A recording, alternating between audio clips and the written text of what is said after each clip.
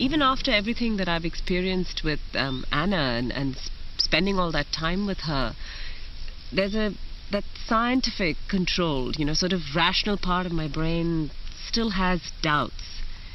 So I wonder what it will take to totally convince me. And then a unique opportunity presented itself. In the course of my work, I had come across the story of Jörg Olsen, an ex-policeman turned conservationist. Jörg and his wife Karen set up the Jukani Predator Park. Here, many big cats rescued from bad zoos and canned hunting farms are offered a home and get lifetime care.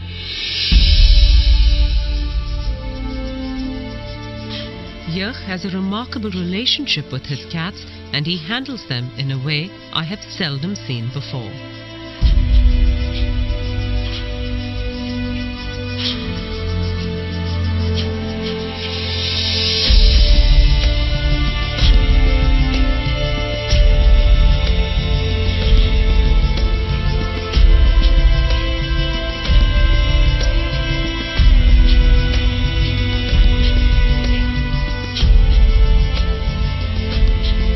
But there was one big cat here that he did not know what to do with. This black leopard, called Diablо, had been rescued from a European zoo where he'd been abused. That experience had made him suspicious and vicious. All he did was sit in his night shelter and snarl at anyone who came close to him. 6 months in, and Jörg was at a loss as to how to deal with this cat. That whole atmosphere there was a vibe of aggression and of I hate you and I will kill you. And the one encounter I had with him, he sent me to hospital 1 bite, 1 week. Here, I thought, was the perfect case. If Anna could get this animal to change his behavior and become well adjusted, then I would have no choice but to acknowledge that she was in dialogue with animals. It took me some time, however, to convince Jörg to bring in Anna. He's a dangerous cat. He's very, very dangerous. He's towards me and towards everybody else. In my opinion, the chances of an animal communicator changing that, it'll take a lot to convince me. I honestly do not believe that an animal can talk to a human or communicate with a human. I've had animals my whole life. We give them commands, we give them instructions, and they do it as we habituate them, basically. But I'm very skeptical to think that an animal like Diablо will communicate or can communicate with humans. I am desperate, however. I do not want to lose him. I made sure that Anna had no information on Diablо or his history before she came to speak to the black leopard. I was nervous to see what would happen, as this animal never let anyone near his night shelter without a lot of snarling and growling. But the minute he saw Anna, he calmed down and let her kneel right outside and look at him.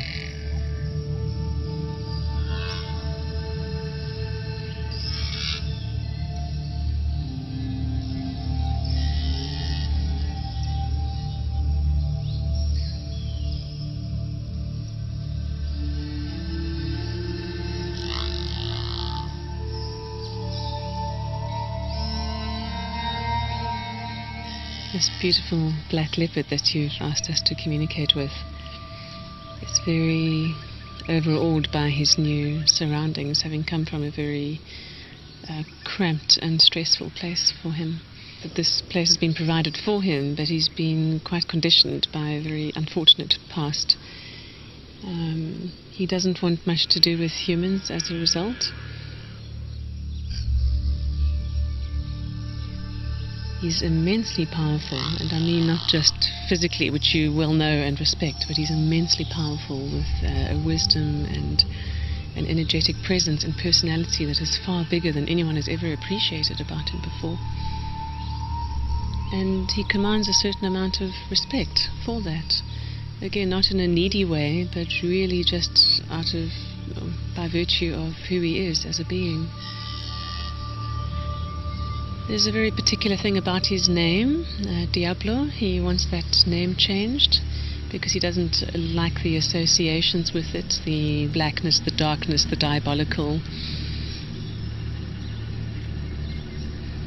And when asking him about his past before coming here, he shows concern for 2 young cubs that were next to him. He's asking what happened to them with a great sense of care and concern. We actually forgot about that. When we went to fetch him, there was so much excitement about bringing him back here. It actually slipped my mind until she said, he asked about the 2 cubs, and then we've remembered there were 2 little young leopard cubs next door to him that came from Rustenburg, and they were sort of semi-wild. They weren't hand-reared, and it just slipped my mind. And when they talked about it, I couldn't believe. I actually did believe it. I mean, then I really believed that they were communicating. And she communicated with him, and when we spoke to her and she relayed all the information back to us, firstly I didn't believe her. It's things that anybody can think out, and you can think, And then she said something about the cubs that were with him. And that changed this whole thing, because now all of a sudden, that's something that she didn't know about. And I've also reassured him that you have no demands of him here, that you're quite happy to not make any physical demands of him or any expectations for display or interaction, that you're really willing to let him be how he wants to be. And that's given him an enormous sense of relief. Yeah. And having told him that has for the first time made him actually genuinely interested in now exploring a bit further. Now that he feels that he's not being asked to come out more, he's genuinely interested in being relaxed enough to have a natural curiosity come out and to actually expand his horizons a bit. And Jurg was just stunned when the black leopard walked out of his night shelter into the larger enclosure later in the afternoon. In the 6 months that the cat had been here, Jurg had never seen him out of the night shelter. He then decided to rename the leopard Spirit.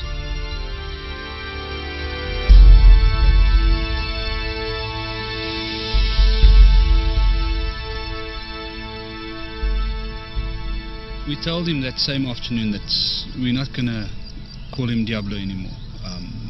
And we understand and we agree with that the diabolical side of it. That's not what he is to us. And we'd like to change his name to Spirit. As I walked to him, I thought, listen, he asked about the 2 young leopards. And I thought, well, I'm here now, there's nobody else here. I'm not going to look like a fool if he ignores me. I'll tell him what happened to those leopards. And as I called him and I said Spirit, and he was looking at me, he was lying like that, I said, with regard to the 2 little leopards, I just want to assure you and I want to tell you that they're safe. And I couldn't help it. I just said to him, wow, you're beautiful. Beautiful. Oh, that's mooi. That's mooi. And he gave me that, oh. And I thought, what's happening here? And I said to him, you understand what I'm telling you if I say to you that you're the most stunning cat? Oh.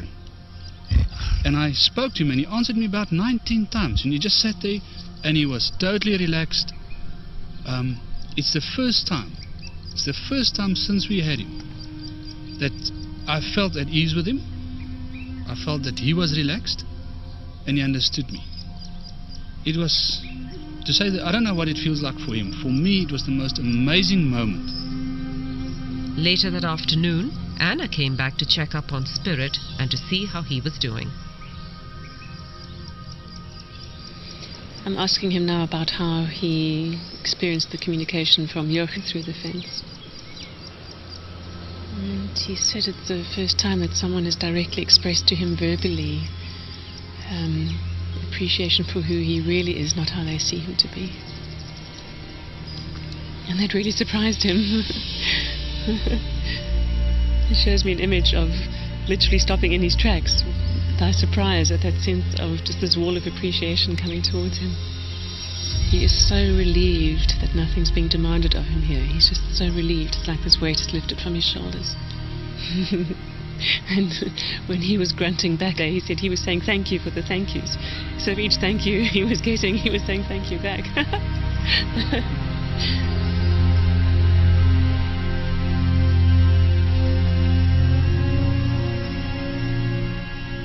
Is there anything you'd like to say about that feedback? I think we'll talk about this a bit later. I can't listen.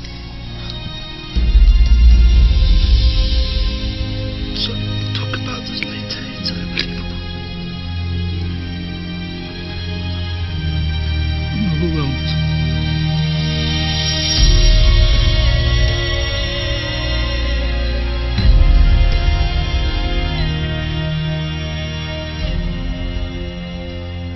It's two different animals.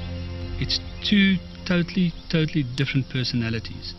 We had a snarling cat, angry at everything, upset about being here, hating humans, hating us for having him here,